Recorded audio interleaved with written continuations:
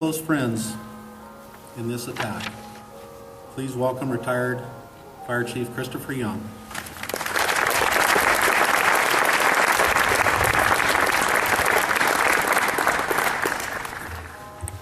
Good evening.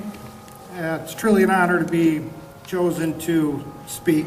So I threw a little speech together to try to put some things into perspective from my eyes.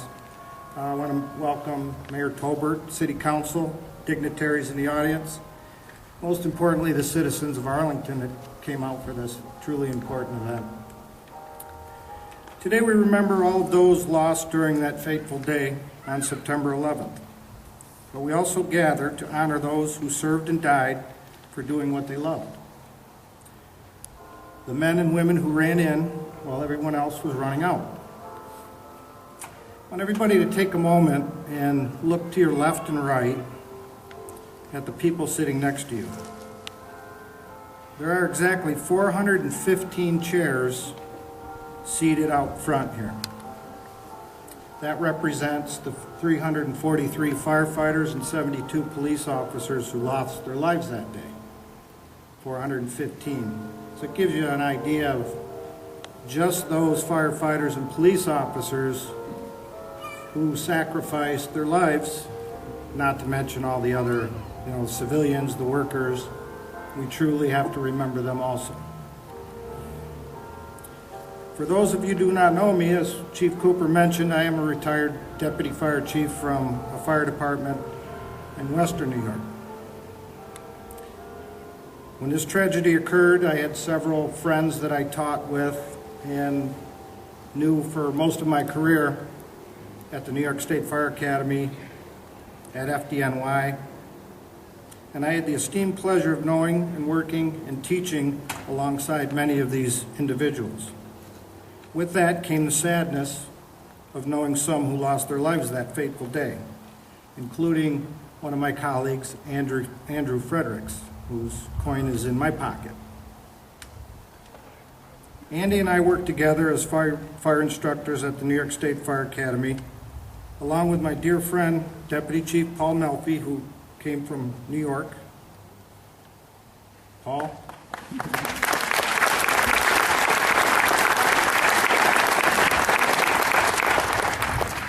And I can honestly say that he was one of the most humble men I have ever met, not to mention one of the best fire instructors.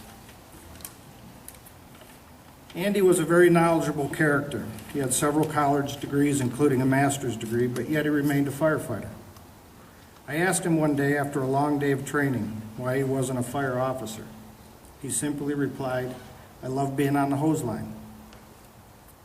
The city of Arlington is blessed to have police officers and firefighters who emulate the dedication and professionalism that I was so blessed to have experienced during my 20-year career. It truly is a brotherhood. My dear friend Chief Tom Cooper and I have had many discussions over the years about the fire service and its trials and tribulations, but I think we both agree that we would not have done anything differently.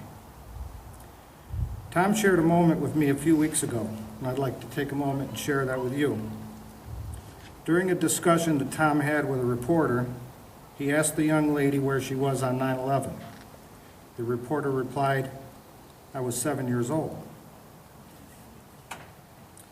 We all know where we were on that day, and for some, during that exact moment the plane hit the first tower. But we shouldn't and can't assume that everyone, especially the younger generation, did or will. It is our duty to make sure that the events of 9/11 and those lost in the tragedy are not forgotten.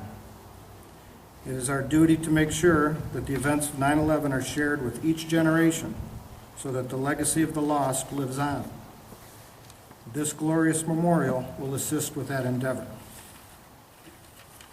It is for this reason that we come together today in memoriam of this event. So, thank you for coming.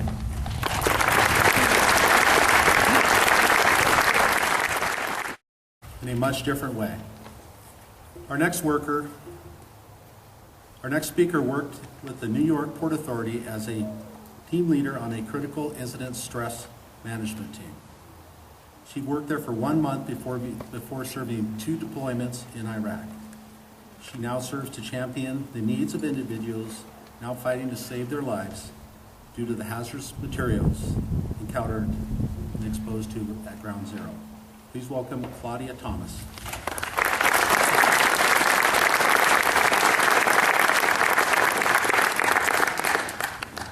Thank you.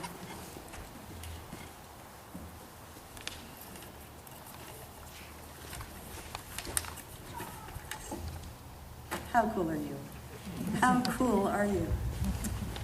Thank you for inviting me to this very solemn event. With special appreciation to Linda and Denny Burns for inviting me into their home while staying in your lovely town. This is a beautiful memorial, placed here exempling love and a great passion by this community to remember all who perished on 9/11. I pray it also serves as a reminder for all who were there that day and during the months that followed, especially those of us who have gotten sick and those who have died since. Not since Pearl Harbor has our world been so transformed as with the events of 9/11. World War II began in Europe in 1939 and drew us in when the attack hit our home front on December 7, 1941. That war took 4 years and was over after 4 years. That greatest generation are rapidly leaving us with memories and monuments almost 75 years later. 75 years from now, someone may make the same observation about the murdered, the survivors, and the veterans of 9/11.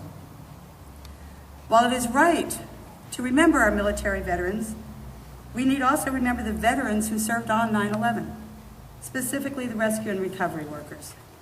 Oh, they wore different uniforms. Some had badges. Some had nothing more than a dust-covered shirt and gloves. But yes, we are veterans. 70,000 plus, who went to the Pentagon, Shanksville, Pennsylvania, and of course the World Trade Center. We came from all walks of life, from many countries, and from almost every congressional district in this beloved country of ours, 429 out of 435 of them. This was not an East Coast only or a New York only event. It was a world event. And for us here today, a quite American event. Of the 3 attack sites, most devastated was that of the World Trade Center in New York City. I grew up looking at these buildings as they were being constructed, never dreaming that one day I'd watch their destruction and by such evil. My ancestors are buried in the churchyards nearby, both Trinity and her sister church, St. Paul's Chapel, which sits directly across from where the towers once stood. The church miraculously survived and continues to be a beacon to 9/11 responders, survivors, and family members. This is the same church where George Washington went after being sworn in as our first president to pray for our country, and where many responders gathered to pray again for our country on and after 9/11. Important also to remember is that over 1,500, some estimates now say 1,600, have died since 2001 from the toxins we were exposed to, with more dying every week.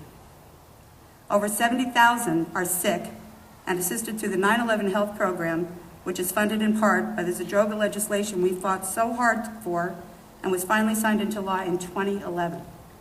This long overdue legislation provided some compensation and benefits for responders, survivors, and family members of those who have died from the myriads of illnesses we suffer from. That funding is now set to run out in 2016, 2 years. We are working now towards reauthorization of that law to provide additional funding to cover those now ill, and for those sure to follow during the coming years, when even more will be diagnosed with cancers, including mesothelioma, from the asbestos that was also covering us with dust. I was a volunteer, assigned as a team leader under the Port Authority of New York and New Jersey's Critical Incident Stress Management Team. My prior background as a firefighter, medic, growing up in a law enforcement household, and with a deep and abiding respect for our military, afforded me the opportunity and ability to counsel many people. As such, I spoke with hundreds of individuals, not only from the Port Authority, but from the New York Police Department, the Fire Department of New York, military, construction workers, and volunteers who came in from all over the country. Providing stress management at such an active scene was a first. Our goal was to help mitigate the possibilities of post-traumatic stress by lending peer support. Over the weeks that followed, I listened to hundreds, doing what little I could to help alleviate some of the horror that was ever constant in front of our eyes. As rescue turned to recovery and hope to anger and frustration, I felt more and more privileged to be in the presence of these amazing people. Many who were at the World Trade Center recall their experiences with memories of the smell, the taste of pulverized concrete and chemicals mixed into the dust, or the devastation that lay before our eyes. All these are embedded in anyone who was there. For myself, in addition to these, and what I most remember are the people, covered with sadness, with momentary relief seen in an all too scant smile. The faces in my mind's eye have all melted together through the years into one solitary collage of iridescent hue. For what I recall is the love that was shown in every bucket that was dug searching for remains, in every set of eyes, in the brief embraces of camaraderie, and the gentle hand on the shoulder. During what was the worst of times, it was truly, in many ways, the truest of times. We became family, a band of love that to this day draws together and helps support one another. It's about love, friends. For without that, everyone who died that day, everything we did, every illness and every death since, every monument has been in vain. Love comes in many expressions, and sometimes that expression is silence. And from this silence comes a resounding sense of understanding and healing, one small step at a time. This, to me, is the essence of critical incident stress management. It is, without a doubt, an expression of loving support in its truest sense. It is listening, not passing judgments. It is putting aside all personal opinions and bias to join in the common good and provide a listening ear. You can help be a part of that band of love through your support of those who are still sick and dying, or for the families of those who are losing their loved ones at an ever-increasing rate from the toxic exposures. We buried 2 this week. Responders came from all parts of the country and represent over 15% of those in the 9/11 health registry and are being cared for in their respective home states. Talk to your congressional representatives and your senators. Tell them this was an American event, that those who serve, not unlike our military, are deserving of our country's support as much as those, including the volunteers, our government supported after Pearl Harbor. United we stand, and never forget are not just rhetorical cliches. They mean something. They meant something then, and they must mean something now. So thank you again for asking me here, not only for all those who died on 9/11, but for all those who are sick and dying ever since. Amazing grace, how sweet the sound that saved a wretch like me. I once was lost, but now I'm found. Was blind, but now I see. God bless America, land that I love. Stand beside her and guide her with the light from above, from the mountains to the prairies, to the oceans, white with foam. God bless America,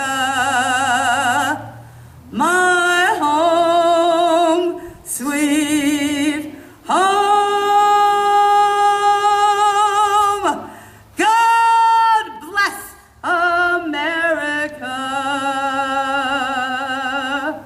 My home, sweet